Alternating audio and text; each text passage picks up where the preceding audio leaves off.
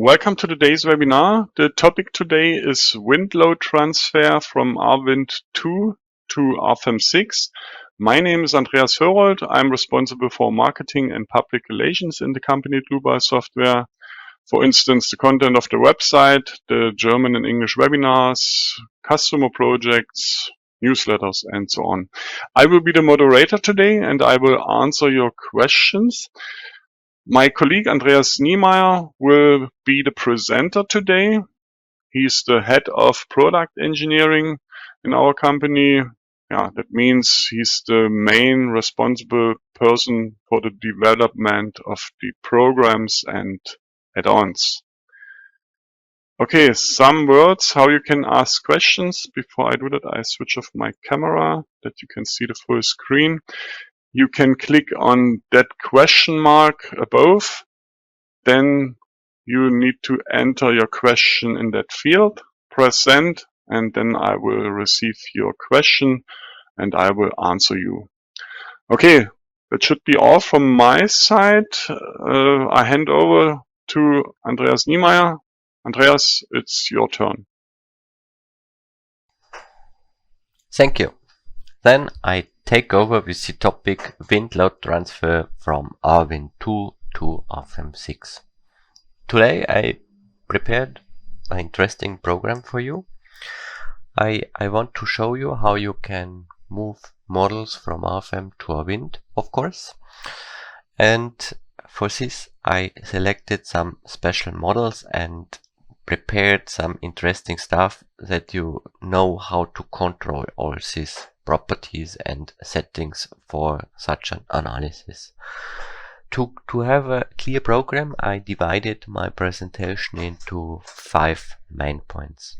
The first is about modeling in RFEM. So here we talk about how or which type of elements you have, what you can transfer, which properties you have, which discretization options you have, how you can control mesh, and so on. In the second point, we transfer the model to RWIND. So for me, point 1 and 2 is always connected, but I show you how you can control all this stuff. In the third point, we perform finally from our models a CFD analysis to see which results the RWIND program with its core outputs and how we can use it later. In the fourth point, we use finally the results from the CFD analysis in RWIND. Let's say we move it back to RFEM for a further static analysis, for example. And finally, I want to sum up everything and give you an outlook about our current development in this field. As you see in these pictures here on the right side, this is a little bit maybe a sequence how we go through the program today. At first we talk about the elements, how you can move it to RWIND, which type, about meshing options. So this should represent this first part, and the second part represents how you or which results you get in RWIND and how you can use it in RFEM. And this brings me now directly to the point where we jump to the program. So we do it in a live demo.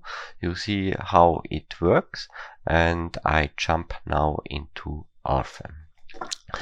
I prepared here already a state that the program asks me about the model name.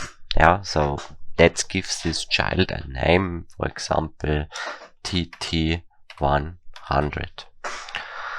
Now, of course, this is a typical RFEM model, and RFEM models always lives that you define and begin what you want to do.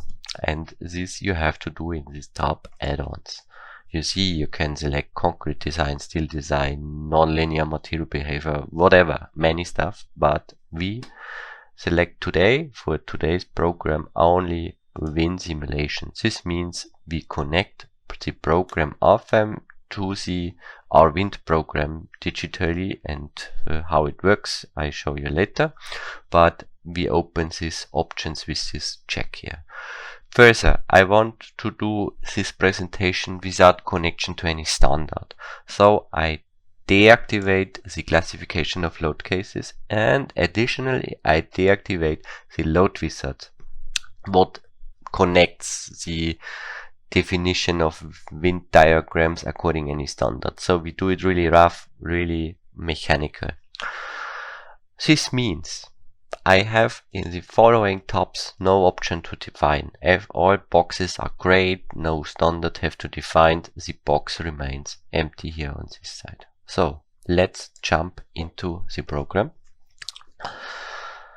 And you receive a typical RFEM environment with the table on the bottom, with the navigator on the left side, with the toolbars on the top, and with the graphic desktop in the middle.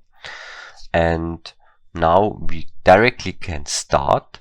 But before I pick my first nodes and elements, I want to highlight now the mightiness what you get with this option. Yeah. In RFEM, as you know, you have member elements, you have surface elements, you have solid elements, yeah, solids, and all these elements could be connected with properties, only tension, only with yielding, whatever. So you can prescribe these elements for her statical resistance. And now our team made it happen that you can use all these static elements, or let's say structural elements, in a wind tunnel. So we got a chance to use this structure. Maybe a member is for us as engineers only a line, or a surface is only a surface without thickness, because the thickness we describe by parameter. But this interface to the wind tunnel sees this element not as line, for example, a member, then with this outer hull, so with the cross-section rendering, and moves the hull into the wind tunnel, do calculation, and gives the results back on the line. And this is really a mighty or powerful function. And I want to show you today this function on all type of elements. And I want to start now with the member type first. So let's define a member in the graphics. I pick the member function. Of course, it should be a beam element. Here I define a cross section. So make a new section. Let's start with not the complex section like we just see with an IP. Then let's use a rectangular section. So you see here is our library. On the left part, these blue items are thin wall cross sections like I sections, C sections, T sections, whatever. And on the right side, these gray items are massive cross sections made for timber and concrete. I use now here this squared cross section. Give here a size, for example, 300 millimeters, and assign a material. So for me, steel fits not with this 300 millimeters, so I assign a concrete, and you see you get the expected gray color, and we confirm this setting and pick here the member into the space. Now we get the typical member structure. For us, as I mentioned in background, it's only a line. Here you can imagine the cross section around the line. Of course, we can support it for structure calculation. And if I run, maybe only to give you an imagination what this element means in RFEM, I run a load case self-weight, and here you see the program is doing something, let's say calculating, and now we get the result. Of course, maybe I show you only this wireframe model. You see deflection is really minor because self-weight for this really massive section have no effect. But what we really can see better is, for example, the normal axis force diagram, and you see the normal axis force diagram is increasing to the bottom according to self-weight, and finally this means also a support force on the bottom according to this self-weight with the same size but in the vice versa direction. So statical analysis is more or less working really easy in this structure. You pick the elements, you define boundary conditions, and start calculation, you receive results. But this is not the only work what civil engineers have to do, or also regular engineers have to do in such a program. You also suffered with some topics that you have to consider climatic loads on your structure. And here, of course, we know snow, but also wind, and today is wind the focus. So I want to show you how you can define wind loads on such a structure. Of course, we have standards and rules and articles which gives us schemes for describing wind loads via element loads, maybe about a line load on a structure, but these schemes always related to a specific shape. And because we realized from our users that the shapes always changing, are going more organic or curved, whatever, so you have not always these nice shoebox shapes. Therefore we started the development of a digital wind tunnel program with RWIND, and we connected our structure calculation often with this wind tunnel program. And here this allows you to consider all shapes in the wind tunnel, and your entry to this is a load case. So I jump now to the load cases. I open this table row in a dialog by double clicking on the left gray bar. You see load case 2 is already opened. We can give a name, maybe CFD wind. Yeah? And now we have to learn the program what to do. Now we don't want to do a static analysis, and we want to do a wind simulation. This means now, and you get a hint directly because below still the static analysis settings are active. Yeah, because a wind analysis means program is taking the structure, the hull of the structural model into wind tunnel, do CFD analysis, detect forces on the structural model, gives these forces back to RFEM for further static analysis setting, calculates normal axis, force diagrams, bending moment diagrams, calculate deflections, and have so far a two-way calculation, so CFD plus static. So therefore you have to define both here, but we came to this later. Now, what is important for me, you see, if you change to wind simulation, you have here two new tabs. The first is, let's say, the standard description, what should be done behind wind simulation. Here, in the first tab, you have, let's say, I call it simply calculation parameters. If you take a look into, you see, okay, what is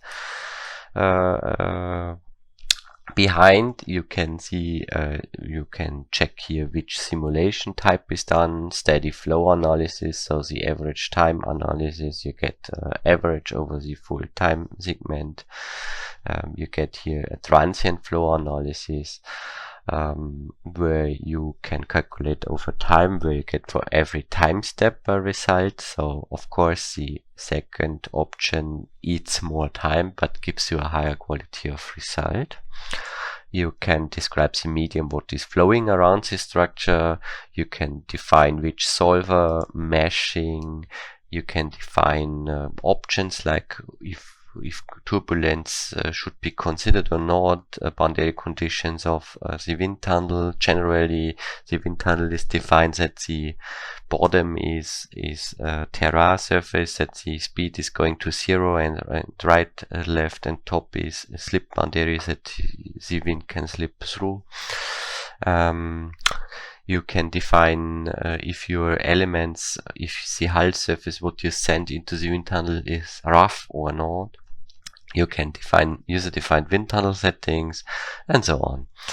Further to every setting, maybe to steady flow, you have here your calculation parameters, how many iterations, which turbulence model should be used, which iteration value you monitor during calculation, pressure differences or drag force differences, and advanced calculation parameters.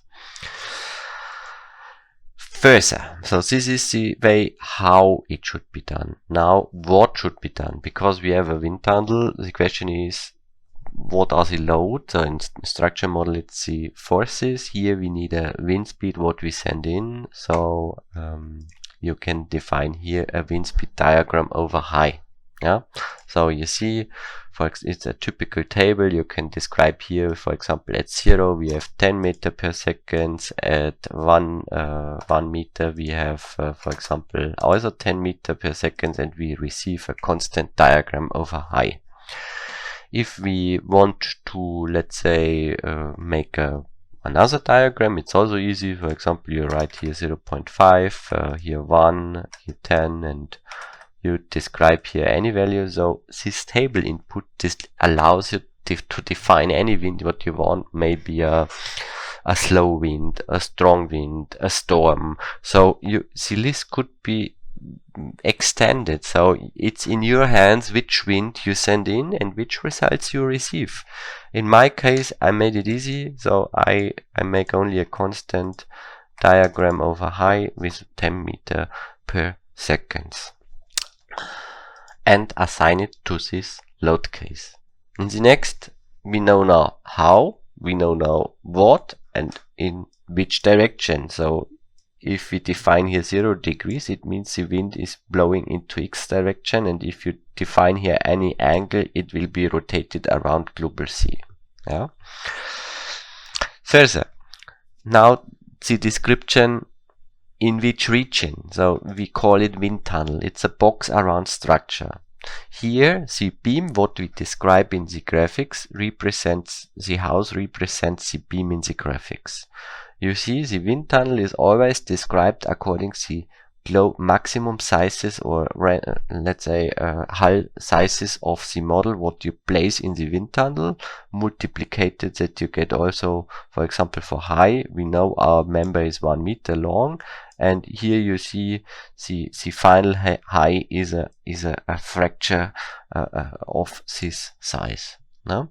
But all values are great. Yeah, you can't pick it. It's a standard setting that the program automatically detects the size of the wind tunnel around the structure. If I confirm this, you see what happens. According to this 1 meter high beam, the program describes here this wind tunnel box with these dashed lines with the input wind speed in our RFEM. So far, so good.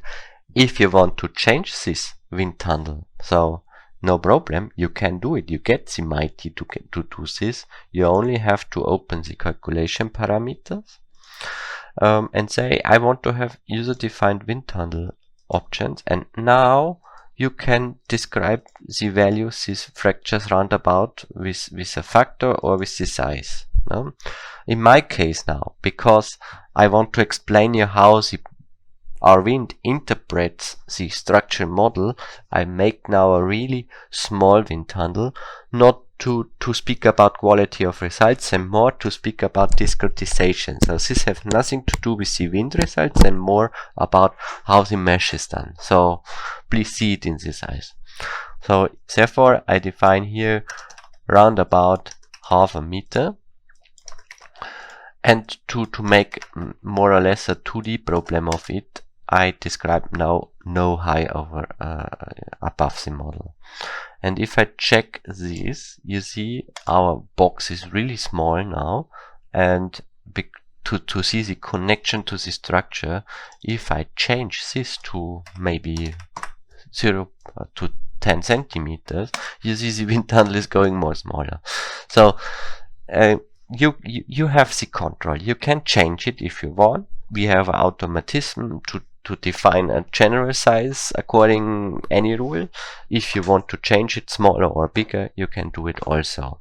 But now I make it really small to show you that you can do it, and go to check meshes and not to wait so long. No? Because if we mesh it, we always have to wait a few seconds. So as small as this domain is, as quick it's going. And now the next point what I want to mention is this is now our structure model, a small member in RFEM, but how the wind tunnel sees this model. Let's take a look. Of course you can press calculate and you see a progress bar and finally you get a result, but when we want to see behind the engine, you can do following. You can double click here load case, go into wind simulation. You have here button to open the wind tunnel program in between, or you have here below results, calculate, sorry, also an option to open the wind tunnel behind. Now, and if you do this, the program is sending the structure model into the wind tunnel program. Now we are in RWIND, and you see, of course, the program has some control mechanism. If we want to turn off simplified model at first, no, I don't want to do this. Later we talk about, so no, and you get, let's say, more or less a similar drawing like in RFEM. Yeah, wind tunnel around this beam segment, input wind speed, navigator, and so on. But we can talk about in the next steps about these options. This is for you now, of course, in a different style, but because it's another program. But let's see how the program interprets this graphic, so this blue box in meshes, how it really will discretized. And for this we go to simulation and say not start, because this small wind tunnel makes no sense, but we only generate mesh to see. Yes, wind tunnel is too small, but we accept this now. And you see program is changing in a mechanism where it shows me what is done. So you have here such a information window that you do block mesh, that you decompose, that you do a snappy hex mesh process, how much elements he already did. So it's more or less informative, and you get the sign when it's ready for your information what he's doing. So generally he moves this rendering graphics from RFEM into this wind tunnel. Here he defines, or he have a really rough mesh, so he describes these blue surfaces by really big triangle surfaces. Then he mesh these triangle surfaces with a, let's say, a finer mesh to discretize the sizes of how fine the mesh is. So he lies a mesh on it. It binds a finer mesh on these surfaces. Later he simplifies it to make it wind proof, and between this simplified mesh and the wind tunnel sides, the program creates a solid mesh where it do the flow calculation, where it detects the pressures, wind velocities, and so on. Now he's ready, and we get the first view on it. Of course, he don't visualize this mesh like a solid, because then we don't see something. So he have always these slices. In our case, because we created it like a 2D problem, we want to take a look at top view. And here for me now is important that you see the program knows that he should be mesh fine near the object. So he creates a fine mesh near the object, and to save calculation time, he increases the size from the object to the wind tunnel side. So here the elements are going bigger. Yeah. So this is the general behavior. The program always wants to mesh near the object fine. But at the moment, nobody said something about how big and how small the elements are. This is done always relative to the model size. Here it's important to you that you know the program knows generally here mesh density, and this mesh density factor is deciding how much elements are globally used, and always with this gradient from small to big.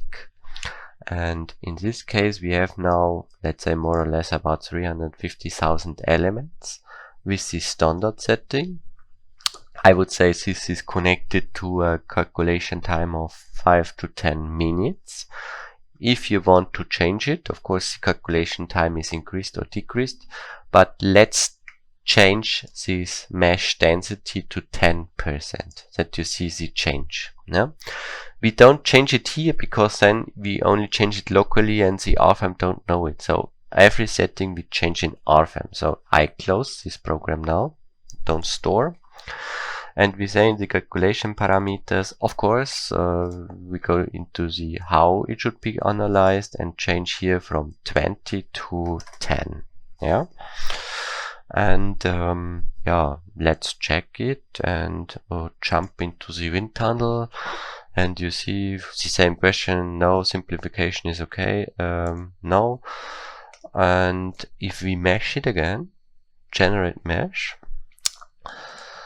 then I expect that the process is much quicker than before.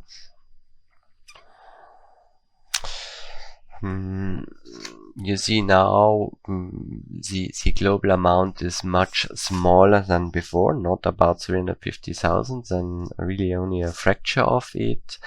And if we see the splice, we already smell what happened. So let's take a top view. You see, of course, it's fine near object, but the global amount of mesh cells is less. Yeah. So with this mesh density, you changed the global amount of elements what are used, but still the gradient from model to outer sides is used. Yeah. Check what happens. We have now about 60,000. Yeah. Now, you know, mesh density is here for controlling the global amount of mesh elements. Now, of course, the question could come up, how can I control the size of the elements near object? Can I also change it? And yes, you can do. For this, we hold in RWIND the parameter below model, the level of detail parameter. And because this level of detail parameter is more connected to the meshing of the object, we placed this not below calculation settings of the RWIND. Then we placed this in the global meshing of the program of RFEM. And here you have at the end a wind simulation tab where you have a lot of settings, and you see in the first stage level of detail, and here we can say, okay, level of detail should be 1, for example, and we do the same step again. So open RWIND,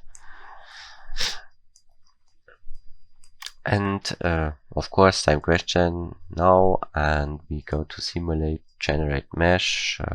Yes, and I expect that it's running again quicker than before because we changed now the level of detail, we made it more rough. And let's see what happens if we take a top view, and you see now, oh, okay, the mesh is more rough near object, of course still smaller than the rest, but you have with the level of detail your hands on the mesh sizes near object. And this is, I think, really interesting because then you can control the effects what should be calculated near these structures. Now, of course, you can imagine this is now everything what I have to know, and I would say no, this isn't. This is now such a really easy cross section. It could be much more complex, and imagine this is not only a massive cross section, then a thin wall cross section. So let's change this section here of this beam from a, let's say, simple shape to a more complex shape, to maybe an AGB 320. And now I change something only to talk about. I define in Wind simulation, hey, please make optimized member topology from 0. Yeah. Why? And only that you know what this parameter means. I confirm it and I jump into RWIND and open it now as before and see, oh my god, I get the same model like before. Is this really true? Yeah? If I generate mesh, maybe I don't see it. Yes, of course. But the program is running, we end up in this, let's say, 30,000 elements as before, and the question could appear, is this a bug or not? And I would say, no, it isn't. You only have to know that there is a function what describes around your AGB a cross section, a rectangular, to simplify this cross section, because for example, if you say for my window analysis, I don't want to calculate in the detail of cross section sizes and more rough around the structure, then you can simplify it with this function. So you can consider every member like a independent from its cross-section shape, like a rectangular cross-section. And for this you have a parameter in the mesh settings. Yeah. So let's change it now back to this mesh setting for these sections here, to say, okay, optimize member topology to 5 or 10. In this case it makes no difference. And go back to the wind tunnel and check what happens. And now if you go back to the setting, you see we get this cross section into the wind tunnel if you want, but you can control it by this mesh settings. It's only important that the program knows what to do, what you want to consider. In this, let's say, if you consider only the wind on such one beam, it's clear that you want to do it. But if you have a 50-meter big structure where you say it's covered from something, I don't be interested in this wind analysis around shape, then you can simplify it with this rectangular box. And if we mesh it here with the mesh settings what we had already, then you see the processes that it's fine near the object and it's going bigger to the wind tunnel sides is still active. Of course we have a little bit more elements than before, but you see our team made it happen that you see your fine near model but going bigger to the outer boundaries. No? Now you can see, of course, this is working, but we still get always this question about simplification. And for this we have really to take a close look what this means. We take maybe in C direction, and you see now, and this could happen a question, why the meshing is not running to the sides of this section. Yeah, so why we have here a small gap. And you can also visualize it like this. So maybe here as a topic you see the program is binding a mesh around the RFEM model what is a little bit bigger with some gaps, and this is connected now to the simplification. Of course the simplification makes sense, not always, it depends, but you should know where you can control it. And for this we do now a meshing without simplification. So we say mesh setting, wind simulation, and we say here where is it, the simplification we turn off. This means now the program is meshing directly the exact shape what is coming from RFEM. Okay, we say here calculate open wind, and if we mesh now, simulate, generate mesh, yes, then the program is creating exact the mesh on the blue shape what is coming from RFEM. You see, of course, we have a little bit more elements because you have to consider more boundary conditions.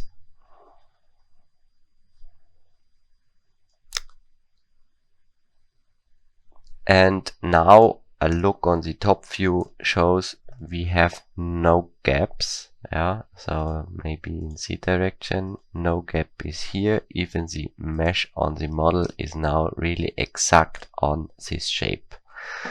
This is okay, but allows you to consider the shapes exactly in the wind tunnel. On the other side, you have a situation not only these nice eye sections, then you also have here, for example, yeah, let's create something like this. So imagine you have more complex sections. For example, we change this section into a user-defined section. So I open it in the editor, in our section editor. So this function allows me to load this current section in our section, what can modify it. So I have it here. Let's say I explode it here, explode, and now maybe increase the stiffness or increase the cross section, generally with a stripe 10 millimeter from steel. So imagine we weld here a sheet, yeah, and you get here such unnice corners, for example. So save and return. So now we have here this section. Okay, and now let's turn on. Here I would not mesh exactly this corner, and here I would say, okay, simplification is okay for me. The size of the simplification decides if we have it more rough or not. So let it with this simplification and calculate wind. And you see, if you change this cross section in RFEM via a member cross section, it's really easy to get this model in the wind tunnel. So this is again really mighty, no? This change, and even the meshing function understands this and can work with this stuff. And to make it better, you have this simplification because you can smooth it a little bit. Yeah. So here only check what happens. This is for me a little bit preparation for the next model I want to show you. But you see, okay, here he realizes no wind can blow in, so it closes the gap, and a top view shows you that he make here, maybe without perspective, that he rounded a little bit, that this corner is not meshed exactly. Now, what happens? This means, okay, no wind can blow in, but imagine we not only have one 10 centimeter beam, then we have more or less a member structure. So if we imagine, for example, we change this beam to 0.5 meter length. Okay, we copy it, maybe here a second beam, and we have something like a corner. So maybe in X 0.5 and minus 0.5. You get something like such a member corner. For us as civil engineers or mechanical engineers, it's only such a wireframe model. For the graphics, it's a really complex stuff and it's intersected to each other. I can look through, yeah.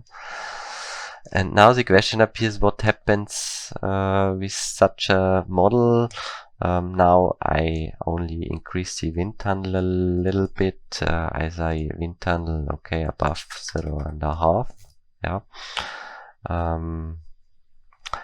And yeah, and now we can mesh also this stuff. So let's check what happens with the current settings where we think it's fine.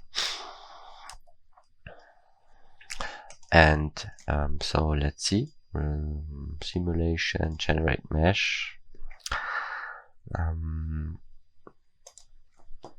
And you see the simplification is now on. It helps to cover this really intersected geometry, because this is in reality not true, but we try to make it calculatable.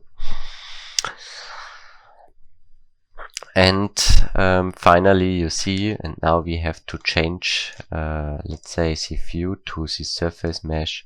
The program is binding a simplified mesh around. Yeah, he will cover all this critical situation, but still, of course, you can look through. Yeah, and if you want to avoid that the wind can blow in, you can increase the level of detail. So let's change it and say mesh settings. Level of detail is maybe here, maybe 0. And let's check it again. Open wind. I think the mesh will be pretty rough, because we said now the mesh near structure is bigger. Generate mesh.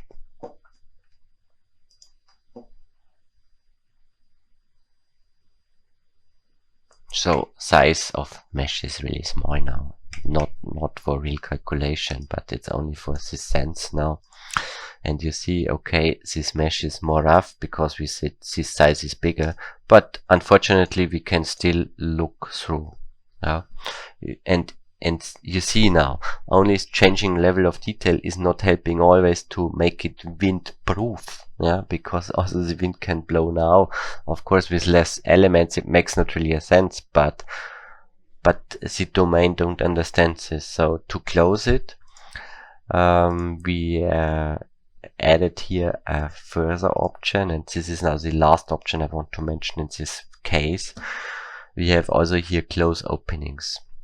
And you can say according model size or real size, and say for example 0.1. And if we use this meshing here, open wind and mesh it again, generate mesh, you will see, run yes, that the mesh will be maybe size or amount still rough and small. And now if you show surface mesh, you see the program was able to close this opening. So this is also a really common question, and this leads me also to the next topic. You get with this opening closing function what is available in the mesh option, the option to close these small gaps in your structure, in details, whatever. Yeah, but it's not here to close full structures, maybe a window completely. So it's not made for, it's more for this controlling of this slime or foil what we bind around, if it should close something or not. And now I really lose a lot of words about these meshing options. I hope I could get you a feeling and a value how you can control this meshing. And now this opening stuff leads me to a new type of model I prepared. And I prepared this here, I open it, mixed model.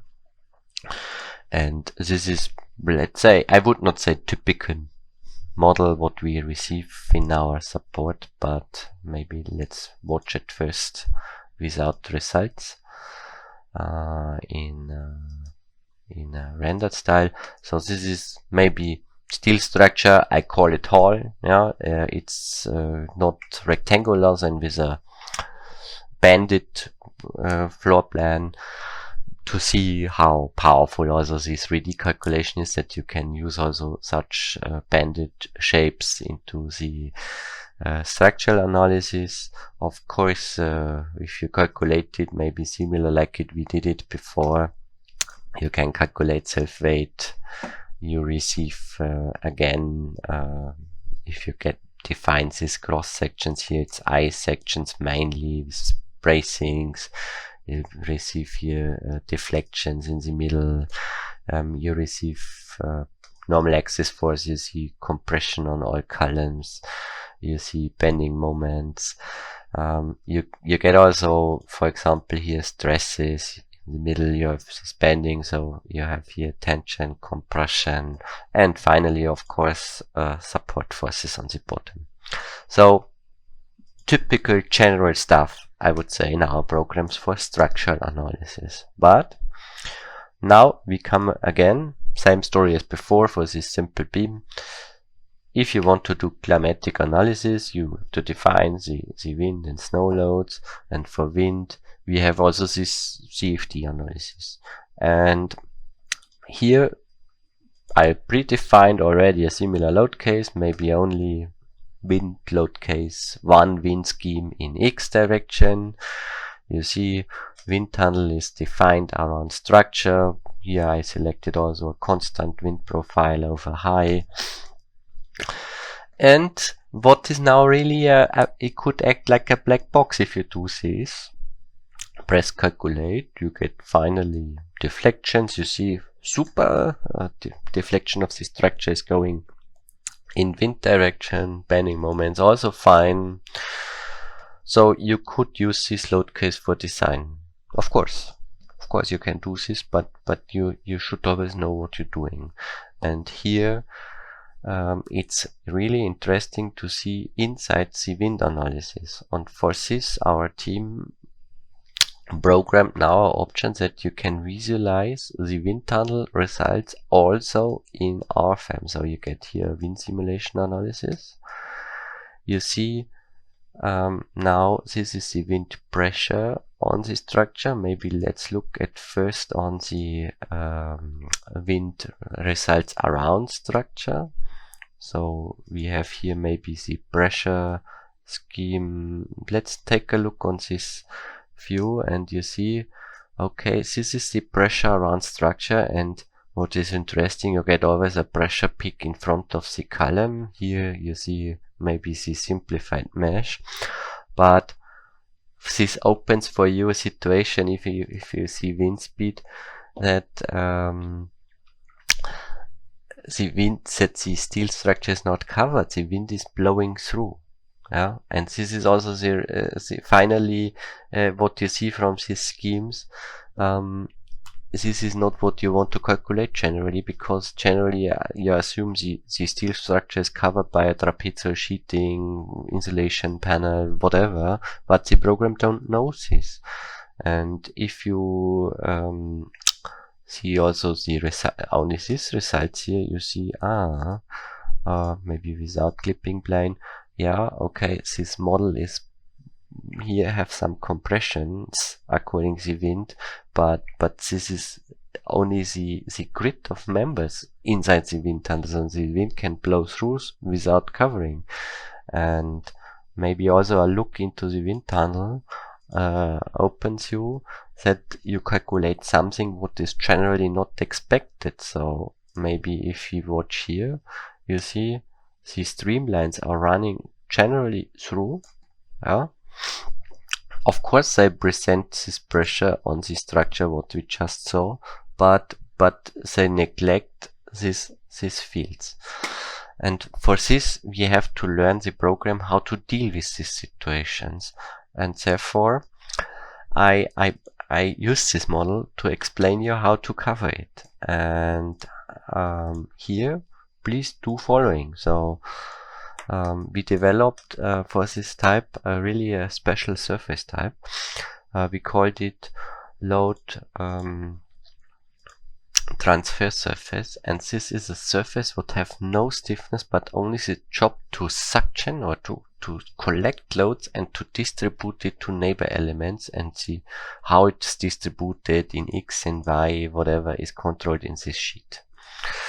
And I define it now for this type of surface. So let's go here to boundary load transfer. I define here these boundary lines. Yes, of course, you have to delete results. Maybe here's this front surface, this roof segment. Yes, back also. Oops.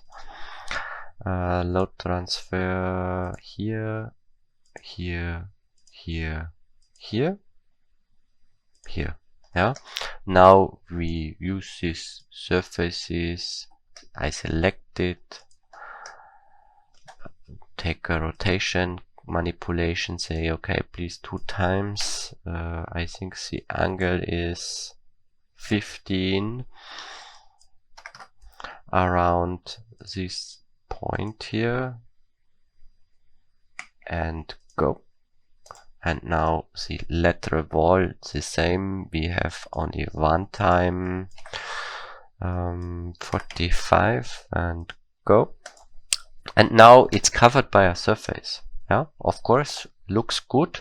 Maybe only to show how this surface is working, I use maybe here the surface load case and say, imagine we have a wind load in X direction, standard size 1. You see, if this load is acting on this structure, this means behind, I can visualize it vice versa, that the program is distributing the surface load around these beams. No? If I say now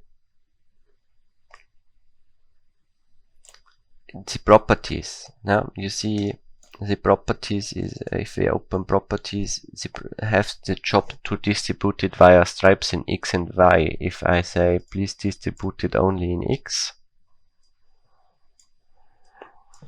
okay, and the program is distributing this load only right and left, and this is more or less what I want to have. Yeah. Where I say yes, of course.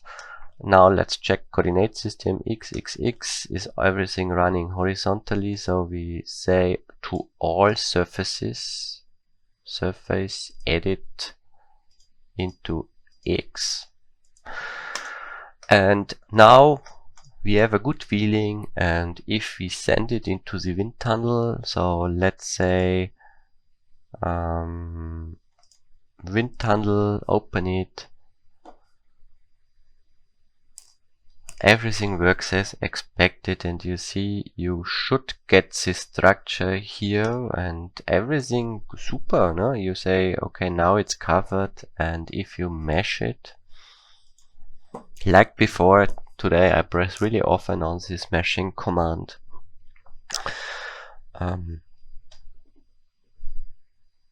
Yeah, process is starting. Of course, it will create, we have a big wind tunnel now, it will create more meshes, but for me it's important that you see this, that you really have it in front of you, what means this when you don't take care about.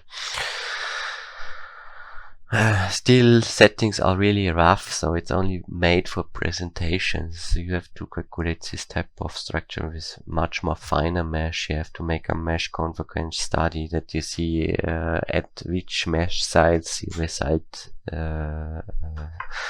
remains the same. But what is important now, you see still here fine, going bigger, but if we show surface mesh, you see we have here such ribs, and this is really strange because my model have no ribs, but or the outer hull of my model have no ribs.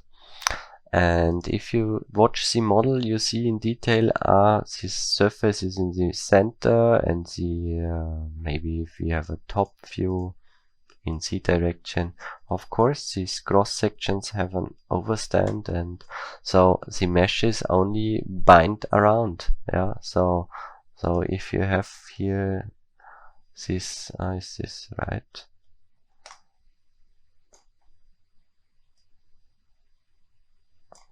See, and now you see, yeah, of course this simplification is working, but this is not the real structure what you want to calculate. No? And therefore I recommend following. We have a option made in RFEM. here in the mesh settings of Wind that you can only calculate visible objects. Yeah? This means if you check here, for example, please make visible all surfaces with the type load transfer, for example, we have only these surfaces active. And if we run now the analysis, so I do it now with this global command, that you see also this two-stage analysis, and we can check later the results. You see at first the program is doing the RWIND job, what maybe meshing and calculating the CFD analysis according to the calculation parameters what we defined. And then you have automatically a second calculation step. So if I click on it, it's the static analysis of the wind pressures from the wind analysis. You get also here the convergence diagram for the analysis, what is done, visualized here. Clear, I defined the mesh setting so rough that I can receive results pretty quickly, but you see how the residual pressure still oscillating, in begin really big during the different iterations, and in the beginning it have a let's say a convergencing gradient, but it's still too big.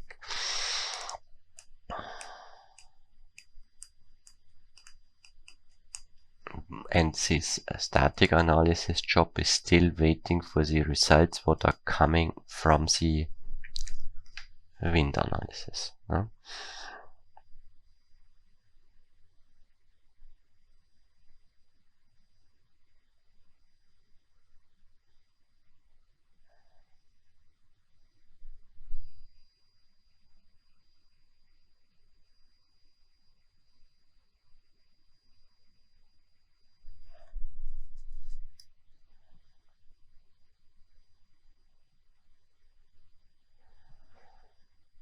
So now the first calculation job, the CFD analysis, is ended.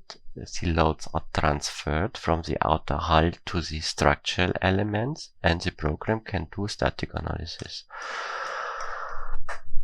Everything is fine. We get the screen back. Now the question appears what we see. At the moment, nothing. Why? Because our, let's say, only these transfer surfaces are active, so I break the visibility mode and now maybe make a wireframe model to see more. You see we get now first view what I always do, what makes my deflection, and I would say fine. Yeah, so deflection is running in wind. The next view what I do is maybe check forces. I see, okay, in the back we have tension. Oh, now also we have here tension, so it means uplifting wind.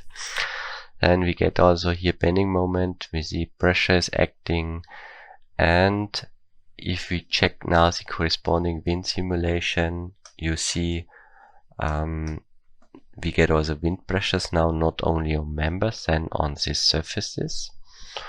If you check this let's say pressures around, you see we can slice this blind. Now we have also pressure in front of this structure. Yeah. So now it seems better than this starting model. Yeah. Of course we can take a look in wind tunnel how it looks like, but for me it seems now okay, we send in something what is more real, so we covered it. We have also about these ribs, let's check it, but let's go to our wind,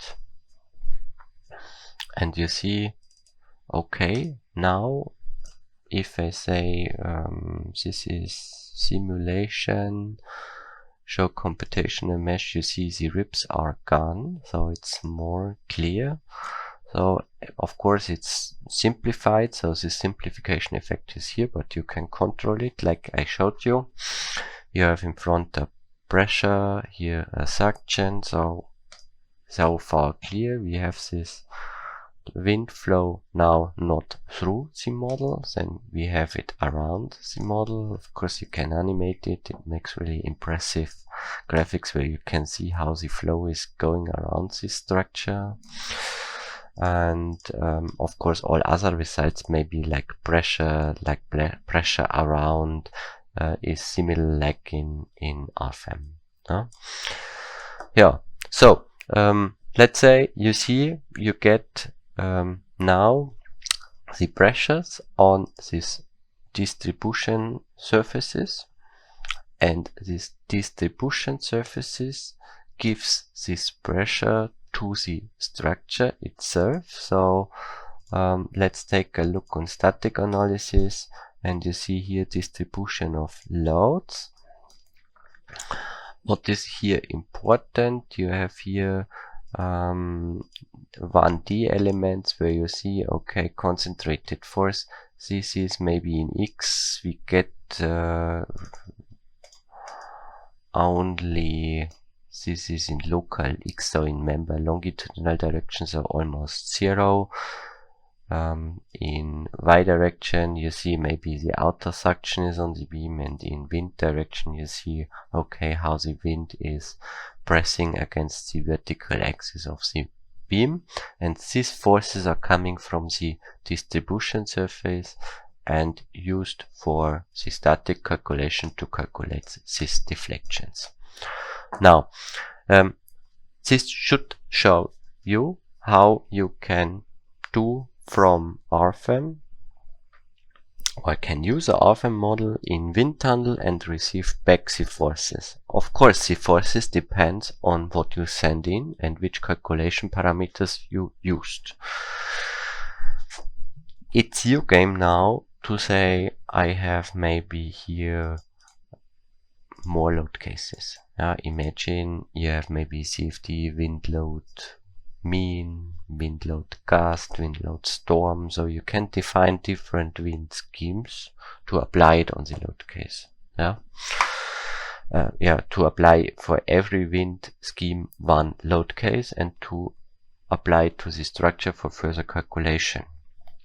This is also possible. If you imagine you have now these 2 load cases or more, the program allows you to say, of course, I want to have a combination surf weight with wind. If you have to consider some safety factors, maybe from standard we would have 1.5. If you have some more safety factors for according any uncertainties from the CFD analysis, you can change this factor here and you can calculate, and the program is combining surf weight with wind loads in one load case.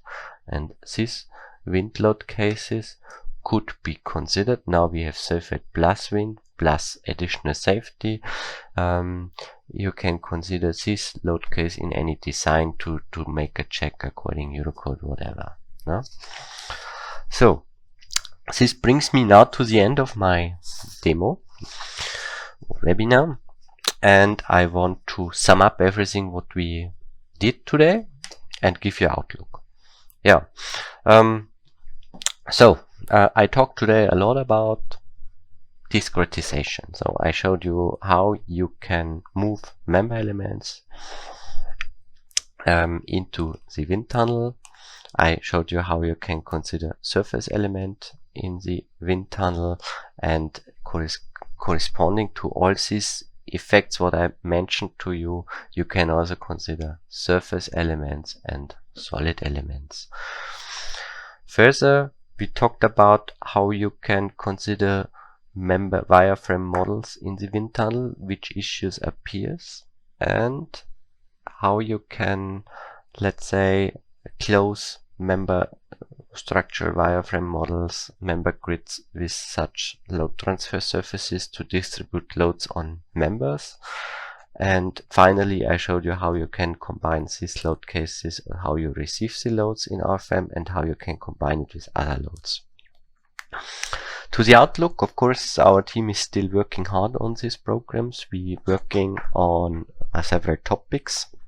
One main topic is a result combination for wind loads. So if you imagine So I showed you here this distribution of loads, where you see, okay, this is maybe the forces in C. This is acting for only one load case, but if you imagine you have here maybe a wind load case in X, in Y, in copy in X, Y, or maybe let's describe it with 0 degree, with 90 degree, with 45. So or maybe with strong and weak wind, you can set up a list of load cases you wish to consider, and if you combine it later in a result combination, maybe that you say, please make me an analysis of all these load cases. You don't receive these results here, only internal forces, support forces, but this distribution of loads is not done. So our team is just working that you get also a result combination, envelope, forces, load distribution. Then we're working on a, let's say, wind statistics. This means, as mentioned, you can send in weak wind, strong wind, different wind schemes on your structure in different angles. And you also, let's say, receive here then a set of min and max values, and you can connect it with a factor how often they appear during time. And here we just working on a integration that you get something like a statistic envelope about max and min values from different wind actions, that you can calculate from this characteristic calculation value to a design value. Later, or parallel, we're working on a, as you see, what I showed you in, where's my mouse? With these surfaces here. We place these surfaces now in the center. What is, of course, one solution, but a better solution would be to make something like a hull where it describes the real surface of such a model. So I would say the surface should run around on the outer side. With this, we're working on a new surface type where you can describe the outer hull of a building, and this outer hull should directly learn to transfer loads to the neighbor elements. And this is, we call it internally wind surface, but this is also a topic where we're just working hard on it. And with this, I come to the end and give back.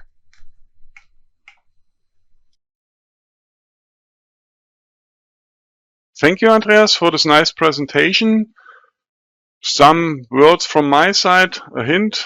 Just book your free online appointments, such as a product demonstration of RFEM 6, RSTAP 9, RWIND 2, R Section 1, or to our add-ons.